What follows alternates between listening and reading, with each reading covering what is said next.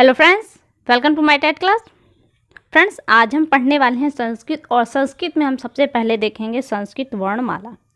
Friends, पिछली बार जब मैं यूपीटीटी की तैयारी करवा रही थी तो मुझे बहुत सारे कमेंट आए थे कि मैं सेकंड लैंग्वेज की भी तैयारी करूं। तो देखिए, इस बार मैं सेकंड लैंग्वेज यानी कि संस्कृत को भी उठा रही हूं। तो यहाँ हम सबसे पहले जो देखने वाले हैं वो देखने वाले हैं संस्कृत वर्णमाला। वैसे मैं आपको बता दूं, देखिए मुझे ज़्यादा जानकारी नहीं है, लेकिन जो भी जानकारी है वो ठोस रूप में मैं आपको दूंगी, क्योंकि गलत इन्फॉर्मेशन देने से कहीं ज़्यादा अच्छा है कि मैं आपको कोई जानकारी दूं ही नहीं। इसलिए मैं कहीं ना कहीं से इनको इकट्ठा करने के बाद ही आपको दूंगी। तो देखिए, यहाँ पे हम पहले देखते हैं संस्कृत वर्णमाला। संस्कृत वर्णमाला में वर्णों की संख्या कहें तो कुल आता है आपका 50। कहीं कहीं आपको 49 भी मिलेगा, कहीं 51 के रूप में और कहीं 52 के रूप में। लेकिन सही अगर मैंने कई जगह सर्च किया, मेरे पास जो बुक्स हैं उनमें भी मैंने अगर देखा तो मुझे मिला है कि जो वर्णों की संख्या है वो 50 है।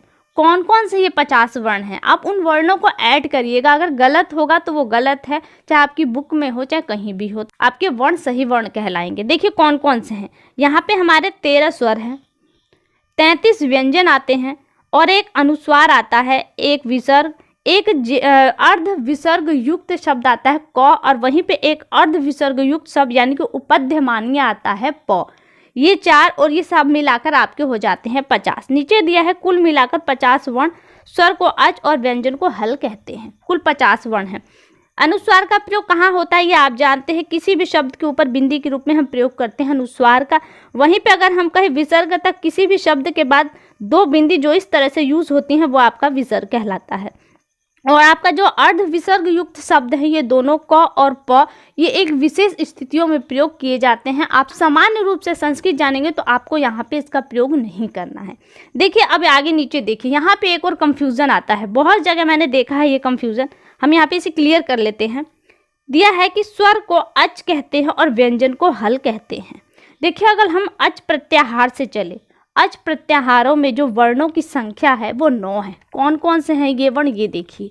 अगर हम अच में चलें तो आपका आता है अ, ई, उ, री, री,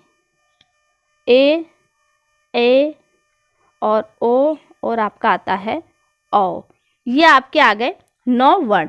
ये 9 वर्ण क्या है, आपके अच हैं, और अच क्या है, संस्कृत के स्वर है। तो देखिए अभी हमने ऊपर कहा कि 13 है और यहाँ अच के अंतर्गत आपको मिल गए 9। कंफ्यूजन बन गया। देखिए प्रश्न कैसा होगा, जैसा प्रश्न होगा वैसा आपको आंसर देना है। प्रश्न अब होगा कि प्रत्याहार के आधार पर अच में कितने वर्ण हैं, तो आपके कितने वर्ण हैं, 9 वर्ण हैं। लेकिन प्रश्न बनता है स्वरों की संख्या कितनी है प्रयोग के आधार पर। प्रयोग के आधार पर 13 है और प्रत्याहार के आधार पर आपके केवल 9 है। ये प्रश्न इस तरह का होगा। और एक बात कि मुझे नहीं लगता कि यूपीटीटी में इस तरह का कोई प्रश्न आएगा, क्योंकि देखिए यहाँ पे जो मैं बता रही हूँ वहीं से आपको 2 मिल जा रहे हैं, 2 तरह के आंसर मिल रहे हैं। तो मुझे नहीं लगता कि इस तरह का कोई प्रश्न उठेगा। कौन कौन से, देखिए 4 वर्ण और बढ़ रहे हैं। आज के हिसाब से तो 9 हो गए, लेकिन हमने अभी ऊपर बताया कि हमारे कितने हैं, कुल 13 है। 13 कौन कौन से बढ़ते हैं, देखिए यहाँ पे अ, ई, उ और री, ये क्या है, आपके लघु रूप है। आपने स्वरों को 3 रूप में डिवाइड किया होगा, जानते होंगे कौन कौन से हैं। पहला ह्रस्व, दूसरा दीर्घ और तीसरा है प्लुप्त। तो यहाँ पे जो दिया गया है वो ह्रस्व रूप दिया है इन चारों का, किसका, अ, ई, उ और री का। वहीं जब इनके दीर्घ रूप को भी यूज करते हैं, जैसे अ की जगह आप क्या करेंगे, आ हो जाएगा। छोटी ई के जगह आपका बड़ा ई भी घुस जाएगा। छोटे ऊ के जगह छोटू ऊ के साथ साथ बड़ा ऊ भी घुस जाएगा। वही री के जगह बड़ा री भी आ जाएगा। तो देखिए इसके डबल वर्ड हो गए। अब ये 9 में आप 4 जोड़ देंगे तो आपके हो जाएंगे 13। प्रयोग के आधार पर स्वरों की संख्या 13 है, वहीं प्रत्याहार से स्वरों की संख्या 9 है। क्लियर हो गया। अब देखिए आगे चलते हैं। अब यहाँ पे दिया है व्यंजन में हल। अगर व्यंजन में हलों की संख्या देखें तो आता है 33। अभी आपने ऊपर देखा व्यंजन में हलों की संख्या कितनी है, 33 है। लेकिन आप प्रत्याहार देखेंगे, प्रत्याहार से जब हल को निकालेंगे तो आपके 34 वर्ण आएंगे। यहाँ पे ह 34 वर्ण में आपका ह 2 बार आता है, जबकि व्यंजन में हम देखें तो ह को हम एक ही बार गिनती करते हैं।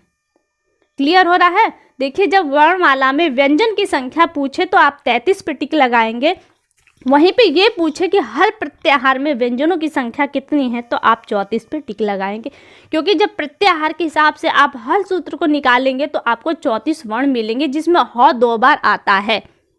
ठीक है, अब देखिए, जब हम इसको थोड़ा सा और क्लियर उस वक्त करेंगे जब हम प्रत्याहारों को देखेंगे। फिलहाल हम वर्णमाला देखते हैं। तो देखिए, यहाँ पे ये क्लियर हो गया स्वर और अच, व्यंजन और हल। अब देखिए आगे, अब इनके उच्चारण स्थान को भी देख लेते हैं। जिस तरह से हिंदी के उच्चारण स्थान थे, सेम उसी तरह से संस्कृत में भी उच्चारण स्थान है। क वर्ग को कंठ से उसका उच्चारण होता है, यानी कि क ख ग घ अंग है। वहाँ पे च वर्ग देखें तो तालव्य है। मूर्धन्य यानी कि ट वर्ग को देखें तो मूर्धा है या मूर्धन्य है। अगर त वर्ग को देखें तो दंत है, और प वर्ग को देखें तो आपका ओष्ठ आता है। इसके साथ आपके विशिष्ट व्यंजन और आ जाते हैं। कौन से हैं वो? य व र ल, और उसके बाद आता है श श स ह।